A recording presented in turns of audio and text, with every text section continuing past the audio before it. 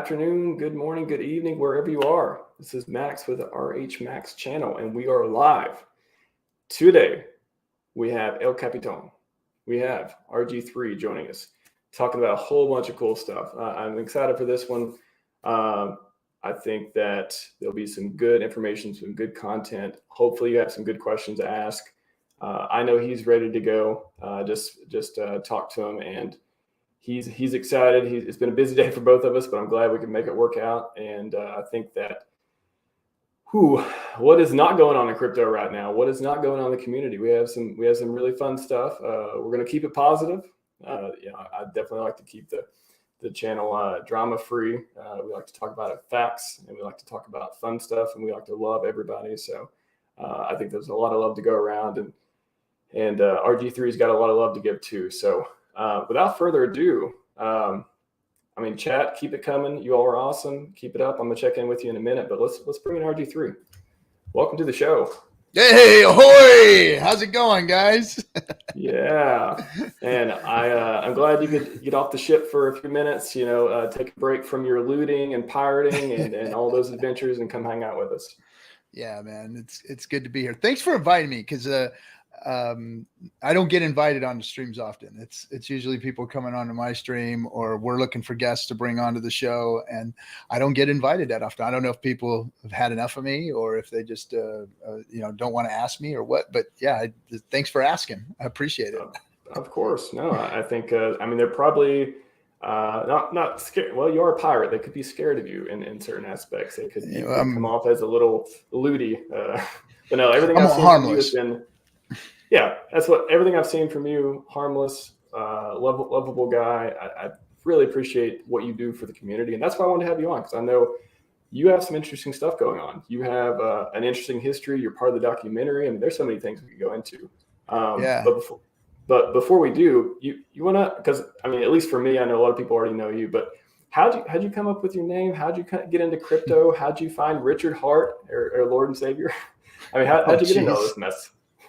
So first of all, Richard Heart is definitely not my Lord and Savior. Definitely. Yeah. I'm sorry. I'm love the guy. He's brilliant. But I am definitely not a cult fan of Richard. He's number 2 though, right? What's that? Is he number 2? He's in the top 5, right? He's definitely on the top of my inspirational technologists list. That's for sure.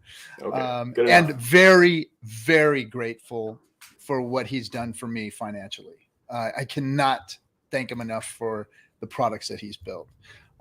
So the man is a brilliant, genius game theorist, and he has made a product that is just gaming the whole crypto system. And because we got in early, because we understand what he was doing, we got to benefit because of that. So thank you, Sir Hart. Appreciate that. Now, as far as me getting involved in crypto and my name and all that, and why this is the way it is, I'm a guy that spent, hey, T-Rob, what's up? That's my man right there. I spent 30 years in an industry where I worked my ass off, 14, 16-hour days, 6 days a week, raised kids that didn't know who I was, got up before the sun came up, got home when the sun came down. Sometimes I was in bed before my family, while they were asleep. I came home, they were asleep when I left. So, that's how my life was. I worked my ass off to survive and keep my wife home, to raise our children and make them have a mom at home. So I know what the struggles of life are. And I was always looking for something, because I invested in this thing called the 401k, right? So it was like property, 401k, businesses on the side, those kinds of things. What thing was I going to do that was going to get me out of the poverty that I kept seeing myself slip into? No matter how hard I worked, no matter how many raises I got, my life was sinking into this abyss of, I was never getting ahead. It was like I was drowning all the time, trying to get my head above water, and for 30 years. So on the side, I was always looking for a side hustle, a business, trying to do something that could can turn that 401k around and at least give me something to retire on. And I left the industry I was in for a little bit and started working for one of the big giant telecommunications company, the most giant telecommunication company. And I started learning about technology, and I was always interested in the internet, and had the Commodore 64 when I was a kid and stuff, but never really dove into it until I started meeting people that were like in it. So I was selling colo data centers, B2B stuff, and I was learning what all of these things were all about. And I got hooked up with some people that we started gaming together, and I got into some chat rooms where they were talking about, building these different layers on the internet, and social media was coming out, and you can build social media around gaming. And so I started looking into those types of companies. And because I was in these IIRC chat rooms back in the day, which is where we all gamed at the time, we didn't have cool, calm apps and stuff out there back then. There was no Telegram. There was literally this DOS prompt called IRC.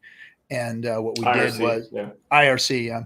And we'd go on IRC, we'd chat, but there was Bitcoin forums were in there, and crypto forums were in there. And that's where some of those things started in there. And a lot of those people in those chats were shilling in-game cryptocurrencies. Eventually they sold them to World of Warcraft, and that's where kind of some of the first cryptos came out of. And then we saw Bitcoin emerge. And once Bitcoin emerged, then it was like, what is this crypto thing? Meh. We didn't think much of it. It was like, oh, it's that PayPal thing. It's that cryptographic PayPal crap. So as time went on, somebody actually asked me for some Bitcoin. So I figured out how to make a wallet, and it was weird back then to make a wallet, and then we sent the person the Bitcoin that they asked for. And there was a little bit of change in there, a handful of change, $25, $35, something like that. And then didn't think anything of it. And a year later, somebody asked me for some more Bitcoin. I was like, frustrated. Open that app. I had that app, and lo and behold, there was like $800 or so in there. And I was like, well, wait a second. This crypto thing isn't just, there's something here, right? And then of course my entrepreneurial wheels started turning, and said, there may be an opportunity in here somewhere. So that's when I started diving into Bitcoin and read the white paper and what Satoshi had done and what blockchain meant. And, then I started digging into the rabbit hole. It was like, help the unbanked and all of the tenets of crypto, the things that were just wonderful about crypto. So once I got a head full of that stuff, I dove in, and then of course Telegram was going on, and I jumped in the Telegram chat rooms and all these different things, and started trading, of course, trading and getting involved in these rooms and these trading forums that were going on. And that's when I turned delusional or disillusioned by crypto, because I saw the scams, and I saw the cloud mining, and I saw everything leading up to 2016, what was going on. And I was like, oh, this is just a money grab. This is just a bunch of BS. And a few of my friends that I had met through mutual friends were doing projects, and I kept seeing these projects scam out, and some of these guys being chased around by the law, and it just was horrible. It was a cesspool, And then we had the big run up in 2017, and it was very exciting. There was money being made. I thought I had played the right hand by diversifying into what I thought were solid crypto projects. Well, I'm not going to play with all these other things. I'm just going to put my money in the solid stuff and let everybody do their thing. And they were in and out, and, oh man, I'm running with my money. I made 80 grand, and they'd run off, and that was it, and I thought I was good. And I was watching YouTube and trying to keep a handle on everything, and saying, well, eventually all of this crap will go away, and the good stuff will happen. And then Richard called the top, because I was watching I saw this funny guy in a top hat, going through some of the videos that were going on at the time. I think the reason I saw him was him and him and Roger Ver had kind of a talk about Bitcoin Cash or something. It was right after Roger had been slammed for his Bitcoin Cash thing. And he quit that one guy's stream. And then I saw Richard, and I was like, oh, who's this guy? So I went and watched all his videos, his top hat stuff. And I was like, well, this guy's got a level head. This guy's a cool dude. And then he called the top. And when he called the top, I was pissed. Hated the guy. I was like, this freaking asshole here calling top is gonna die, blah blah blah, this shit, like whatever. That was around Christmas too, wasn't it? Like that was like extra painful. Yeah, right. And we were all up and everything was going good. And then I was like, I'm not gonna watch that guy anymore. And then I sat back and I was so angry because it started crashing. Everything started crashing, and it was crashing hard. And one of the things that made me really bitter is I had a cousin, right? And I had gotten him into crypto and Bitcoin. And right before Christmas time, he said, hey man, I'm running with my money. And he ran off with, he had made like $100,000 and he was laughing at me all the way. Like, I'm taking off, this thing's going to crash, and I'm like, yeah, whatever. He goes, you should pull money off the table. I'm like, nope, you got to hold this stuff, man. You got to hold it, And he ran off. Horizon, you're working out. I mean, your way is the right way on a longer time horizon. It was now that in retrospect, of course, but at the time it was painful because I had family members laughing at me. I was mad because they were right at the time. And this freaking silly guy with the top hat, told me that was going to happen, and I didn't listen to him. And then I realized to myself, so why are you mad at this guy? And I looked at it, all of his stuff, and I'm like, this guy, he's really a good guy. He's trying to change people's lives and help things and this and that. And he had the top hat and silly hair and all that. And I said, you're mad because he was right. That's why you're mad, is because he was right in the situation you're in you don't like. So maybe he's telling you something you don't want to hear. He's telling you something you don't want to hear. And he was right. So back to Richard and started watching what he was saying. And of course, at that time, I happened to catch him say, I'm going to make my own cryptocurrency. And all I can say is what a lucky moment for me to have heard that. One of those kind of divine inspiration moments where I heard Richard say he was going to do something. I'm going to follow this guy and watch what he does. And of course, watching how HEX evolved, and how it was, it was called different projects before HEX, and then it finally morphed into what it has become. And all along following it, waiting for the launch, 4 more months, all that kind of stuff, and then saying, okay, I'm either out of crypto, either this guy's the real deal and what he's doing and what he's saying is true and right and good in crypto and what I've been looking for, because everything that he said and everything that he built resonated with me.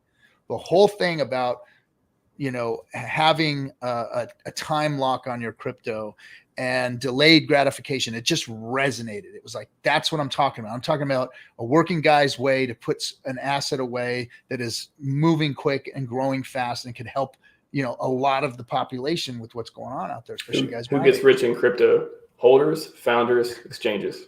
Always remember that. Holders now, right? yeah, especially with that. But you're right. Even through Bitcoin, if you had held from the beginning and you're sitting here today, even at a big dip, you're still doing great. So he did it. He launched it, and it was everything that we were told it was going to be. And at that point, in my life, there was my father. I grew up in the black and white Errol Flynn days. My dad would watch these movies, and he was always into pirates, and so my dad was a pirate. That was his thing, and so I always kind of took on the pirate mantra, and it just fits so well in this space, because that's really what we're doing. We're pirating finance. We're taking it, in the golden age of the pirate back in the 1700s, when the gold was being stolen from the native people of this land here and the Americas. As they were taking that gold away, the pirates were coming and taking it back. for themselves. They said, okay, well, we're gonna privateer, and we're gonna take you guys are stealing it anyway. We're gonna steal it too. And that's kind of what the whole thing was. The pirating was all about. And that's what I feel like we're doing. That's kind of the just the atmosphere right now. And then after HEX launched, and I told my dad, what was going on, and he was excited about it, and he was really cool with it. I lost my father that first year that we were in HEX, and sorry to hear that. Thank you. And so just keeping with the name, I am the third. The RG is just my initials. So my grandfather, I was named after those folks. So I'm the third. So that's kind of how it goes. And it was just kind of a little nickname that some of the people at work used for me because they were all football fans. And RG3. And that guy was garbage at the time. So they wanted to bust on me. He's good for a while. He was good for when he first came out, but then he quickly became became garbage. And that was during the garbage days that I got the nickname. But I guess you don't get to choose your nicknames, so I just stuck with it and let it go. And so here we are today. RG3 is the nickname. The pirate motif is from Dad, and I own it. And honor my dad. And I think we're out here pirating, and this community itself, especially with the F and Hangout and Discourse Syndicate and what we did by just opening up the stream to everybody was just like it was. It was like a ship full of pirates, like just a bunch of people out there trying to yuck it up, arguing, fighting, doing really ridiculous crap on stream. And it was fun. It was funny. Sometimes it got serious. Sometimes it got really out of control. But it was what it was. And it's been part of the community from the beginning. And a lot of people have spun off from there and done way better than we have here at Discourse Syndicate or at Discourse Syndicate. So I'm proud of all that, of being able to push the button, turn on the lights for everybody to see who they are. And be some type of inspiration for the HEX community to get out there, because we've got more streamers than any other crypto community. That's for damn sure. That's really cool. Like even when I'm searching around for you, I'm searching RG3. You don't have a channel, right? Your channel is Discourse Syndicate along with a lot of other folks. So you kind of got to go there, and you get this different flavor of all these different streamers. It's really cool. It's really cool the way you put it together. Of this, but where'd the name come from? Discourse Syndicate. Where'd that come from? So I just came up with a name because I've always wanted people to talk to one another, because there's so much of this black and white, left and right, this side, that side, he said, she said, it said, they said. It's never, let's sit down and talk, because I've seen so much vitriol in the world nowadays because it's shrank, and we have this internet thing, and everybody can say anything they want, sit behind their keyboard and feel so secure, but say whatever the hell they want. Versus keyboard warriors. Yeah. Versus really getting to know somebody. Because I'll tell you what, all these people that have talked shit about me or come at me with death threats or any of this stuff, you put them in a room with me and it's going to be a different conversation. I'm guaranteeing you. Oh, sorry. I don't know if you got no worries on here. Okay. I guarantee you it's a different story, because human beings don't act like that when you're standing right in front of them. You know what I'm saying? Right. It's a whole different story. And then when we really get down to the matter of things, when we start talking heart to heart about who we are and what we want, 90% of the stuff that we want is the same. We want freedoms. We want happiness. We want security. We want our families to feel good. We want to feel good. We want to be able to have the opportunity to pursue health, wealth, and happiness and all that kind of stuff. And we really resonate with one another. There's about 10% of the garbage in human nature that we don't agree on. And it's usually stupid stuff like sports teams, politics, and religion. It's really like, those are the things that people really, and it's, do I wear a Pirates hat or a Dodgers hat? Or do I wear, it's ridiculous junk. So it's like, forget the 10%. Let's talk about the 90% humanity that we all have and resonate with one another that way. because I'll guarantee you we all want the same things, and we really all can come to some conclusions. There's going to be some things that we have to agree to disagree upon, and that's fine. And that's how I am with all my friends, with all my good friends. It's like there's stuff that I don't like about them. There's stuff that they do that I can't condone, resonate with, be part of. But there's 90% of them that I know is a good human being, and I know there's good in everyone. And that's what I wanted to see. And so Discourse Syndicate discourse was about, let's really talk. Let's really open up a dialogue and talk heart to heart, human to human, about what it is that we want to discuss. And Syndicate is a group of financial people, is what it is. A syndicate is people getting together and talking about finance. So that's what it really was. Open dialogue with good people discussing finance and coming together as a group and maybe building something like we've done at Discourse Syndicate. We've built products for the crypto community, for the HEX community.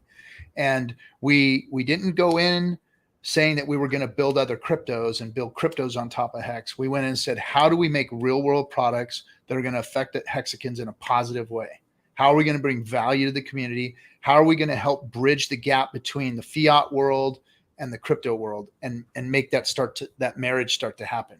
Because that's what really the crypto community is supposed to be doing.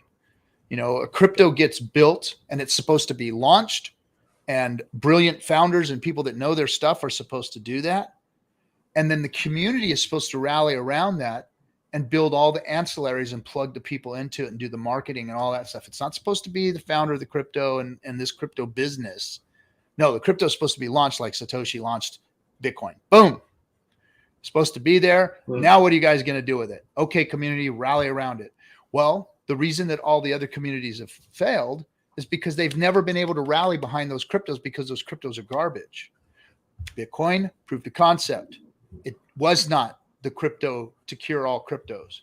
All it did is prove that we can have a peer-to-peer transaction securely on the internet outside the banking system. That's it. After that, it has failed. It has failed to be anything that we want it to be other than some type of store of value. And the Bitcoiners can argue with me all day long they want about it.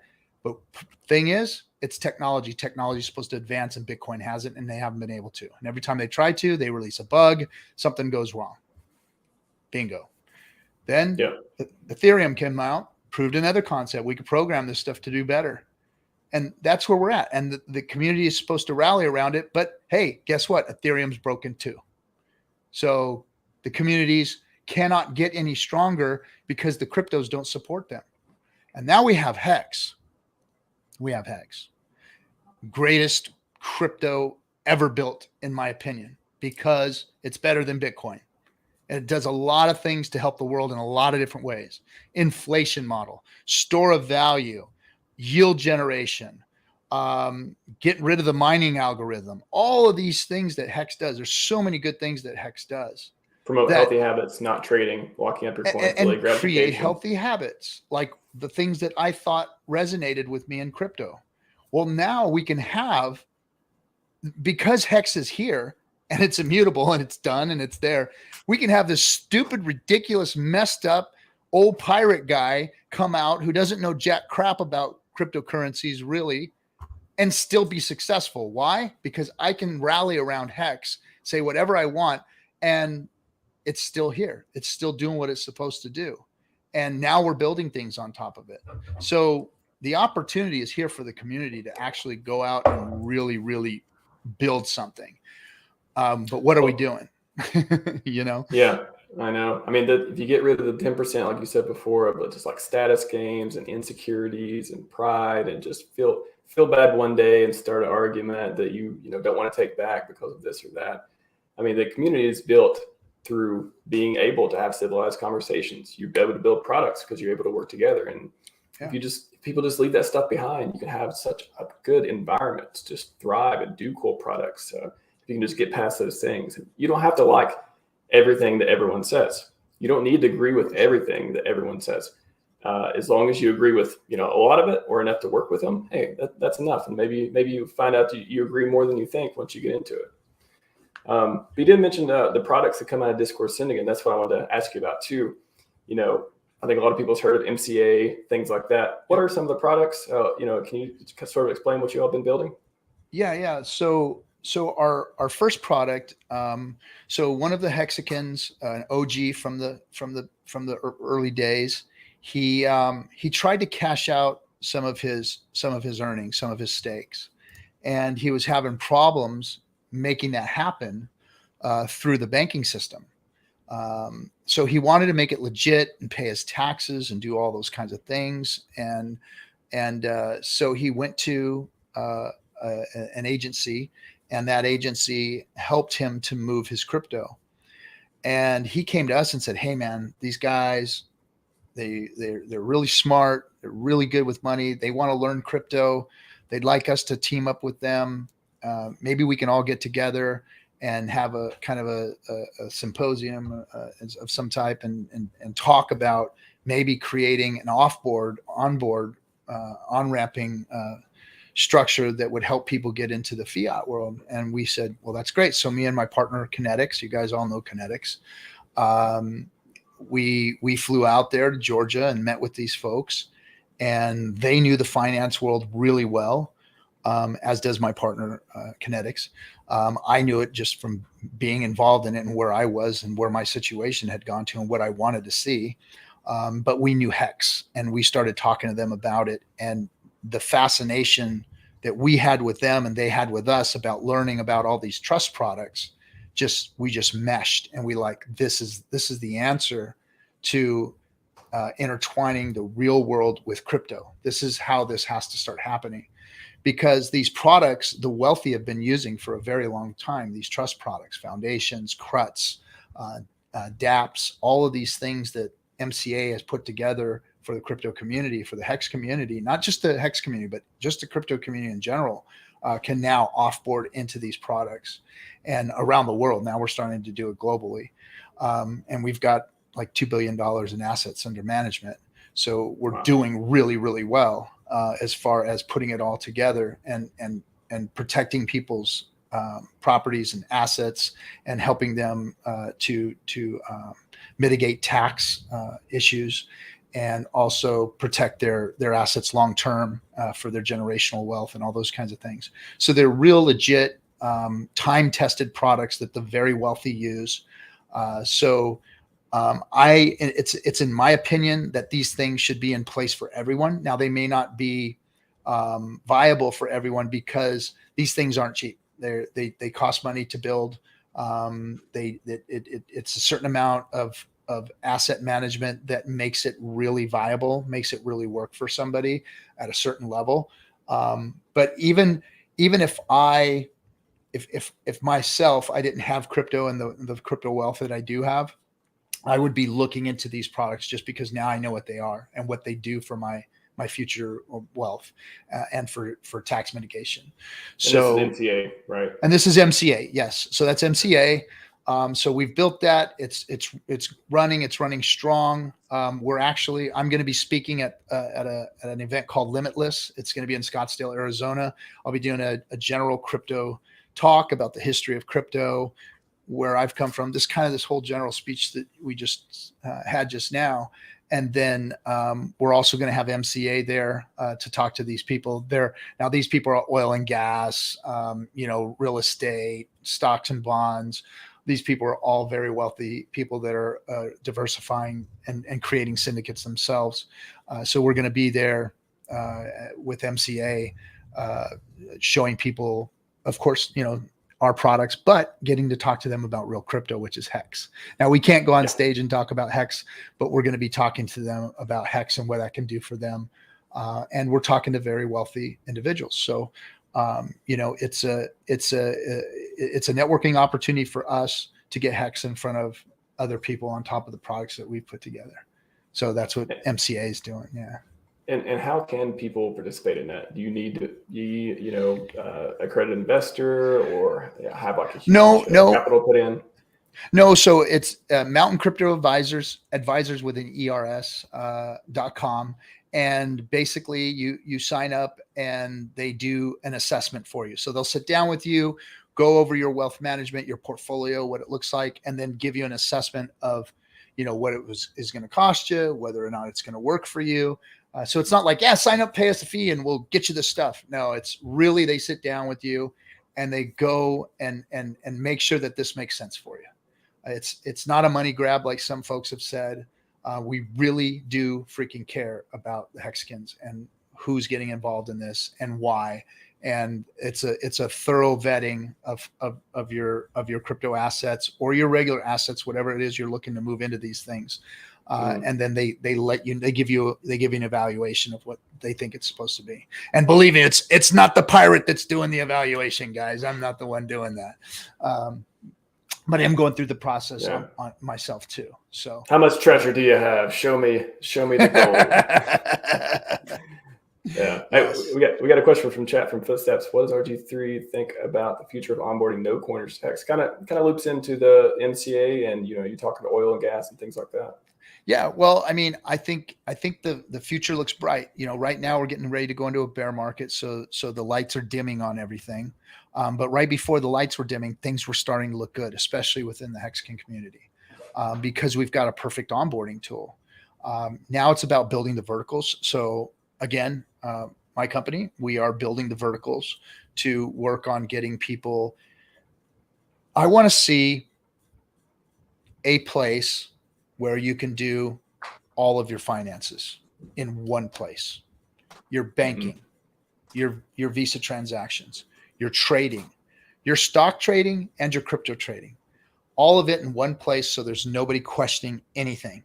One time you do your KYC to keep everything on the up or the legit or whatever it is.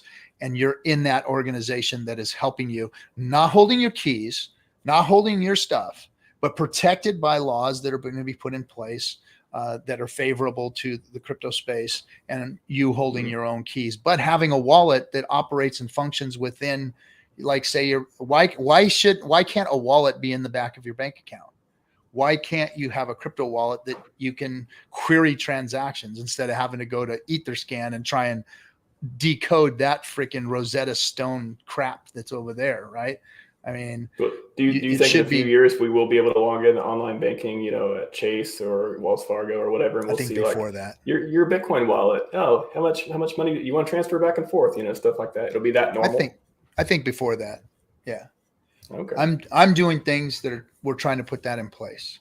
And a lot of people in this space don't like it, and I really don't care because I think I'm a little wiser than some of the folks that are in this space. Everybody thinks that you can just go out and blow the whole system up and somehow crypto is going to save it all. And we're all going to be on crypto and the barter system and anarchy and everybody's going to be happy. Well, sorry guys, but no, that's not going to happen.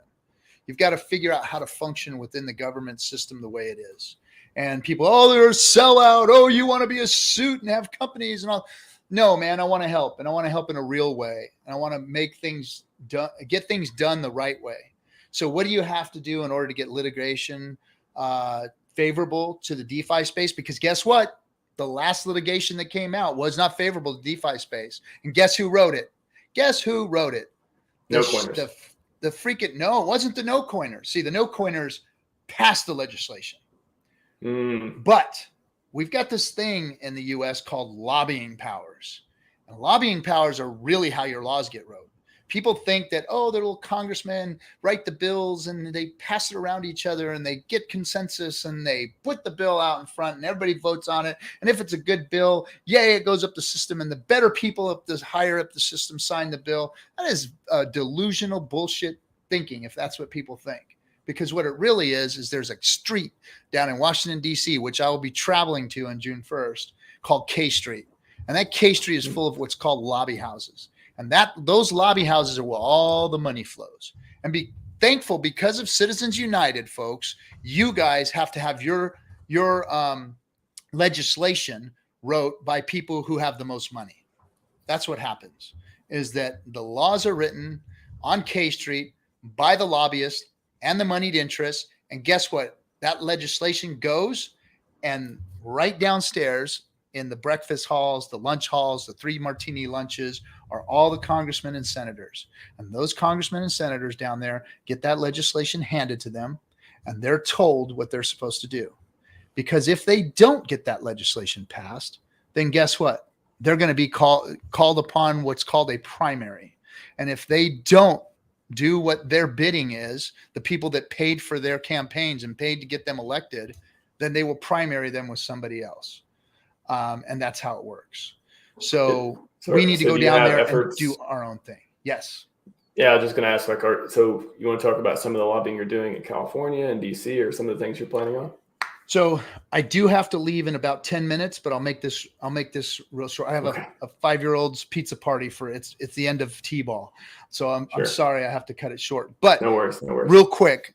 Yes, I am going to DC to meet with the lobbyists, to meet with blockchain PACs and whatnot, to see what we can do to get DeFi legislation wrote.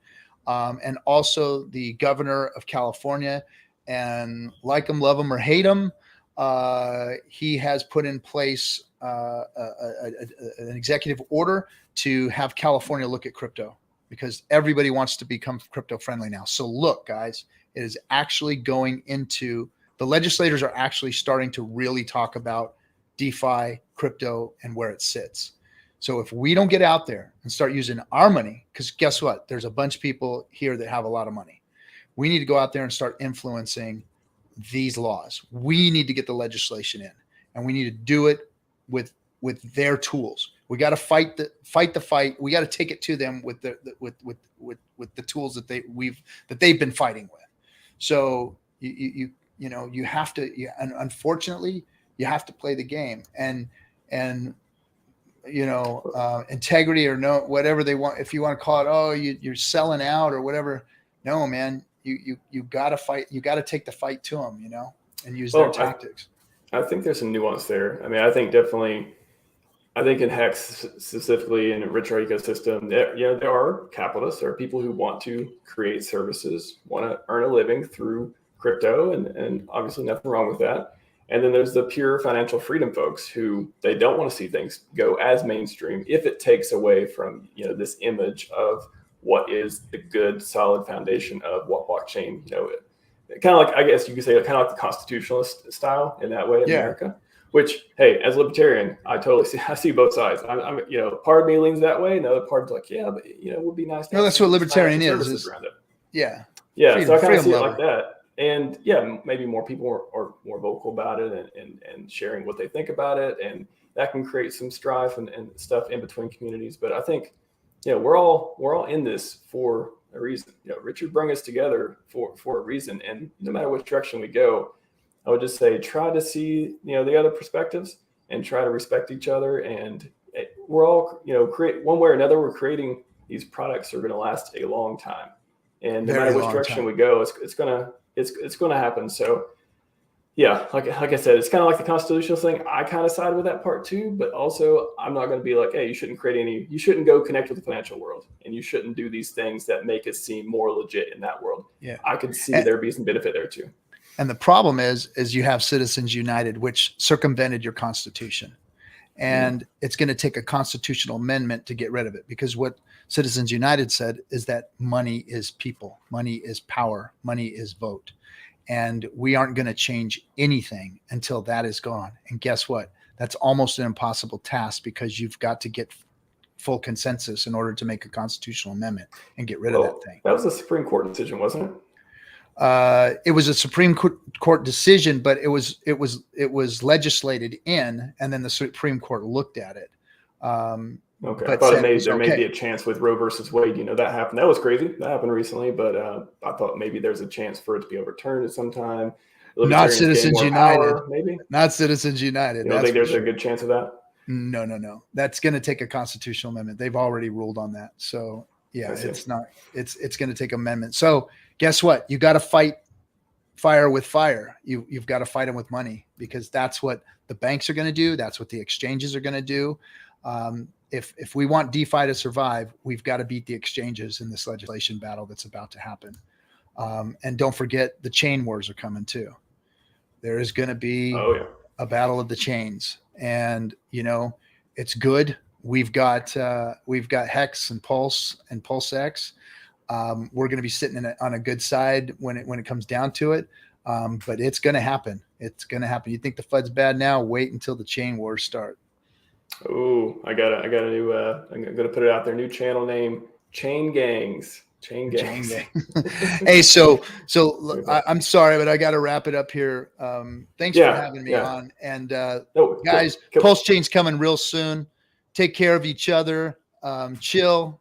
It's going to happen. It'll be here really soon. I don't think that we're going to have to wait too much longer. There may be some hiccups, but hey, we waited a long time for HEX to come out. It's going to be all right. Everybody just chill, relax, help one another, and keep getting the good word out.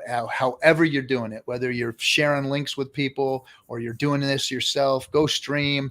Look, anybody can get up here and do it. That's what the real world wants to see, is real people streaming and talking about what's going on here and how they're fitting it in their life, because everybody has a different walk of life. And some people may resonate with me. Some people may resonate with you, or some of you out there they might resonate with. So go out there and just show people what this is all about. And you can do it streamed. The revolution will not be televised, but it will be streamed, guys. For sure. Hey, we appreciate what you do in the community. I mean, like I said, it's been back and forth. That's fine. I mean, people have their different opinions, but don't let that, get in the way of you doing the good work to spread the message and really hopefully keeping some good legislation going. We can use some good news. There's been a lot of, not quite bad news, but some uncertainty, but we could use some good news. So hopefully that'll come out of things and you'll be successful in that. We're working on it, my man. All right, my brother. Thanks again. You guys have a good one. I appreciate it. Take care. See ya. Yeah. All right, everyone. Don't drop off. We're going to do some Q&A. So that was, I think that was very interesting. Of course, I wish I had more time with RG3. He's a busy man. But I wanted to ask him about the documentary. It's the only other question I want to get in. I wanted to ask him what it was like doing, being interviewed for the documentary and things like that, and how that was set up. Because I know, that was a pretty interesting video. Some of the clips that the documentary people had posted and all that. But hey, maybe he'll come on again sometime. We'll get to talk about it. Let me know if you have any questions, Q&A. I wanted to talk about the Richard versus Eric Wall debate. And just I was looking at the video today, just taking some notes, and I wanted to just discuss that, if nothing else, for a few minutes.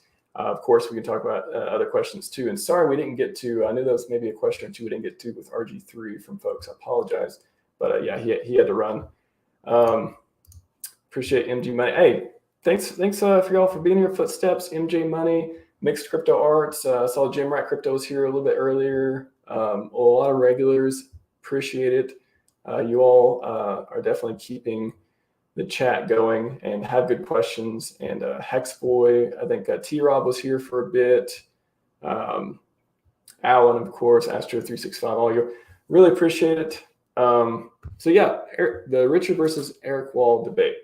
I was talking to Crypto Sloth about this, and it was interesting. Like when I started watching it, finally we got to watch it. That was cool, right? It was like, hey, film crew, could you stream, please? And then everyone kind of complained for a while, and they made it happen, which is funny because you think, when you see people complain, at least when I do, I think, okay, give them a break. Is this going to help really? Is something going to happen? But then that is kind of how it works. If a lot of people complain and people see those comments, they may change their mind or take the feedback in some way, which is kind of not the best incentive, because you're sort of incentivizing people to mob in a way, for, on the negative side, or show their passion on the positive side, I guess you would say.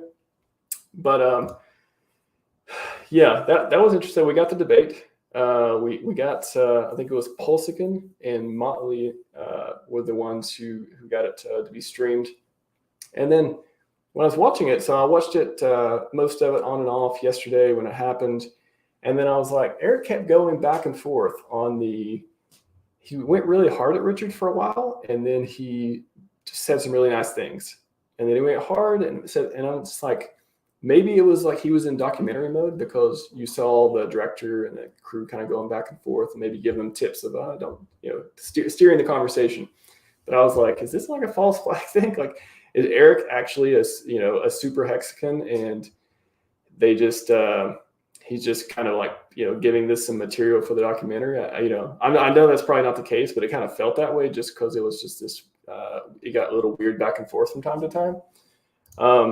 So yeah, definitely grateful that it was streamed and everyone who put time into that. But it was just funny how it went. And it was very back and forth. I mean, there was personal attacks about what Richard, he won't go to the U.S. because he's in illegal trouble or wanted or something like that. Obviously, that's not. I don't believe that would be the case. He mentioned Interpol. It doesn't matter where you are on Earth. If you have legal problems, especially in Western countries, I think there's ways that they can try to get to. So I definitely don't think that's the case. I just think he doesn't want to come to America because for some other reason, not sure.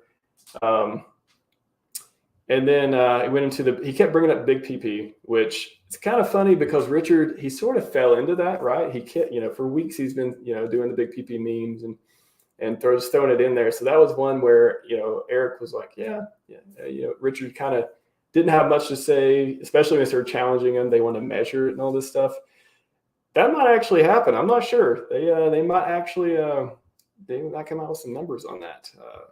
I'm voting for Richard, but yeah. So the film guy, that was funny. If you watch the whole thing, you could see him kind of go back and forth, and Eric would start talking about the technicals of HEX or Pulse, and Richard would get into it with him, and then the director would come and say, "Hey, let's keep it personal. Let's keep it, do the personal stuff because that is what's going to build the content for the documentary." I mean, if you're watching a documentary on Netflix and it's about, the highest of stakes about this crazy crypto founder and all this stuff and all this success, there's going to be a very small portion of it that's about the technicals because people are just going to tune out. They're just going to be like, as a technical guy, I love this stuff and I would watch every single second of it and just eat it up. But most people aren't that. They are like, hey, I just want to hear the highlights, or I want to hear the top level because I'm just not into computers that much and stuff.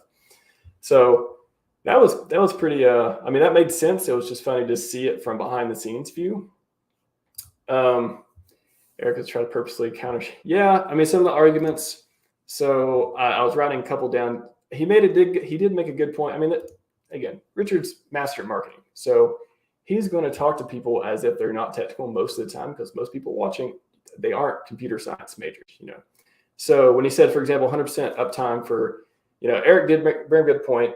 One of the things about HEX, it does have 100% uptime. But yeah, you could say that about a lot of smart contracts because smart contracts usually have 100% uptime. Now there is the website and the portal and stuff, which does require uptime for. And it's kind of more, a similar analogy would be to an L1 network or Pulse. Like you could say 100% uptime, which I find that hard just because the computer breaks down sometimes. It's maybe in the 90s or 99% or something, but yeah, that's kind of hard to do in the server world in general. So yeah, I kind of had a point, but it's a moot point, right? It's a means to an end. 100% uptime. He's always talking about how the system works and you don't have to worry about it. It doesn't go down all the time like a lot of other stuff does, Solana and all this stuff. So the technicals really don't matter that much on that. But Eric, sure, he's taking a technical Yeah, exactly. So, and the director was doing a good job. Like his job as director, his job is to get quality content for the documentary and make sure when we're doing these debates and stuff that we are talking about stuff that people care about. So it's funny to watch behind the scenes, but yeah, he was doing fine. And then again on HEX, he tried to say that HEX, they were talking about HEX does inflate itself to pay others. Richard made a good point. There's an analogy how banks lend out. If you watch Richard enough, he talks about how, how banks handle money and how they lend it out. It's not like what we're traditionally told and all this stuff. I'm not going to go into all of it, but he kind of owned Eric on that one a little bit because Eric was like, yeah, that's kind of how it works. So Eric gets lost in the technicals sometimes, and he could be right on these little points, but it really doesn't matter in the end. It's winning these little baby technical battles does not supersede the way the system works and the way it's designed and what it actually does. So even as a technical person, I have to hold myself back sometimes because, Richard will say something and I'll know, knowing computer science and stuff, I'll know more what he's talking about. And I'll know that it's not quite the way he's painting it, but I know that 99% of people don't have these kind of computer backgrounds, and it's going to resonate with them if he speaks in the way that means what, they can understand and grok on and actually hang on to, rather than your eyes glaze over. Somebody talking to me about science or physics or things like that and some of the deep topics, my eyes are going to glaze over too. So I appreciate people talking to me at my level about those topics. So it's that was Bitcoin rewards are paid to miners to protect the network. HEX is analogous because it pays stakers to protect the price. Honest, upfront, it makes sense. And Eric really didn't have a rebuttal to that. It was just like, yeah, you could see him kind of like some of these points. He was like, yeah, Richard, I don't want to agree with you because I can't find the technical solution to this, but no, that makes sense. You could make that analogy. And you could see his brain working just a little bit hard to be like, yeah, no, I don't have a rebuttal for that one. So yeah, overthinking, again, you could criticize anything anyone says on technical details, but does it work? Does it do what it's supposed to do at the end of the day? I think that's what's most important. And then Eric, on the personal attacks, he suggested that, the 27 million to charity for sins, and Aubrey DeGray is like, oh, Richard, how long have you known Aubrey? And kind of insinuating that it was like this backdoor deal or something. It didn't make any sense. We know Richard has been in a longevity forever. Him and Aubrey have only spoken a handful of times. He even said it on there. He said that plenty of times. We know Aubrey has plenty of integrity. I don't question that. So he was just fishing for nothing on that one. And then on PulseChain, he said, Richard's not a dev. He's good at outrage marketing. I thought that was interesting because, he's like outrage marketing, like big PP, fast cars, decked out luxury goods, world's largest diamond. He wants these things. He wants people to see these things because they are outrageous. They do create conversation and maybe drama and stuff like that, which is good for building interest in a brand. And that initially it'll alienate. I think you said, alienates 80% of people, but the 20% is so big. The other 20% of people who are into it and buy, and they either like that flashy stuff or they go back and get to know Richard. They go back and watch all the self-development videos. They go back and watch all these things and what he's did and the price performance, and they see, whoa, this is something special. This is something new, something I want to get into. And they have the context and the nuance to make these more informed decisions. So I think that's a lot of 80. I could totally see that 80% of people being like, oh, this guy's a show off. There's no way. I would probably be the same way, again, being technically minded. But I'm glad that I first watched Richard's self-development videos and I got to know him as a human being first, and then slowly seen him get into crypto. And then I was hooked. I think for some of us, just that's the best way to do it. And I totally get why he turns a lot of people off. Totally get it. But hey, they're a loss, unfortunately. Astro 369, why not AVAX subnets? Yeah, that's another one. He talked about, so Eric mentioned that him and Richard had a conversation. Richard asked him how to do something. I forgot what it was. And Eric then went into talking about how AVAX has subnets and that we could have, maybe PulseChain could have accomplished some of the things without creating a new network and could have just used, a different network or, whatever it could be through subnets. Yeah. And Richard's response was, yeah, but that's not going to make people rich. Basically, that was his answer. I was like, yeah, you know what? Yeah, I get it. It's sometimes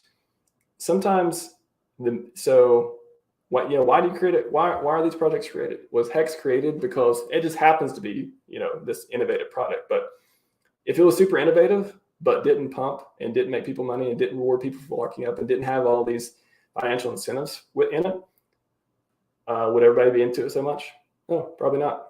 No, I mean, if you're in it for the technology, there's all kinds of good coins with technology. HEX is one of them, but HEX, what makes HEX special is it is meant to appreciate over time and reward people for healthy behavior. So I like the honesty. I like the transparency. And honestly, if that turns you off, maybe you're not thinking about it in the right way. Maybe you are in it for the technology, and that's okay. There's plenty of people who are in it because they like the technology and they're not interested in getting rich. And that's fine. You can have your own group. You can buy Bitcoin and Ethereum and do that. It's totally cool. You can accidentally get rich by buying a product you think is technically amazing. Or you can buy a product that's meant to be that and has some really cool technical features too. And I think that's just the disconnect and why a lot of people don't get it.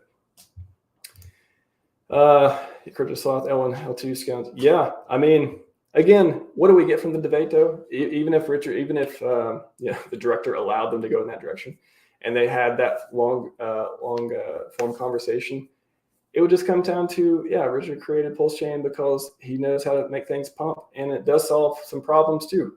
So why not do both?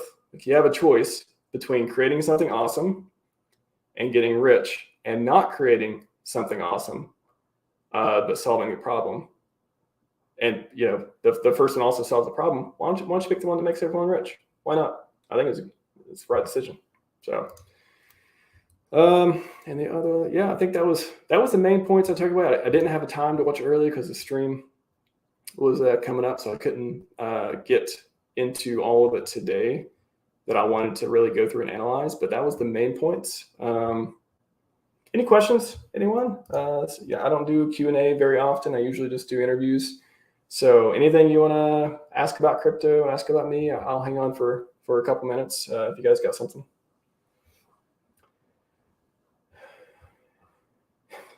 MCGA.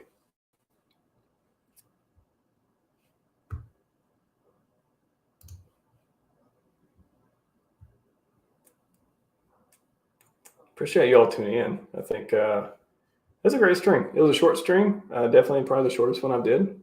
But no, I think it's great. I think there'll be some good content from it. One of the HEX price right now is also scripted manipulative documentary. So what the benefit would be? It's low, and they can have more controversy around it. Meta 101. Maybe if you want to explain more about that, I could see what direction we want to go in for that one. But yeah, maybe.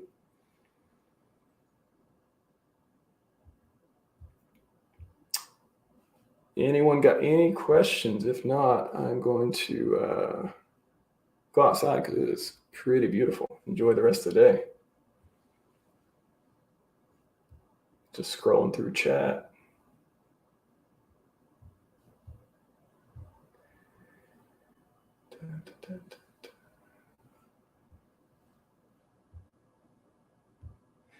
Anything else before I go?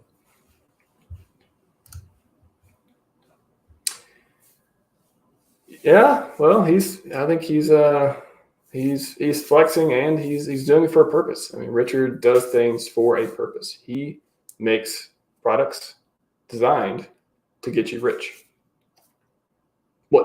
Name me some things that a founder does that are better than that. If you can solve problems, if you can solve different scaling stuff, if you can create this crazy experiment that gets every one of the coins on another chain, you go read about PulseChain.com about all the stuff it does. But if you can create a product that does all these things and it gets you rich, why not? Why not? So, all right. Thanks everyone for joining. I appreciate it. What do we got tomorrow? We have Bally Brand coming on tomorrow. That should be a fun one. Please tune in for that. Like, subscribe, smash all the buttons. Don't break your phone, but hit a couple of them pretty hard if you have to, just to get you get oily fingers. Sometimes you gotta break through that. So I appreciate all your support. We're growing the channel. I'm going to keep creating clips because I know a lot of people appreciate that. They like the long form. They like to rewatch the whole stream, but also they like these bite-sized things. So I think that's been helpful a lot too.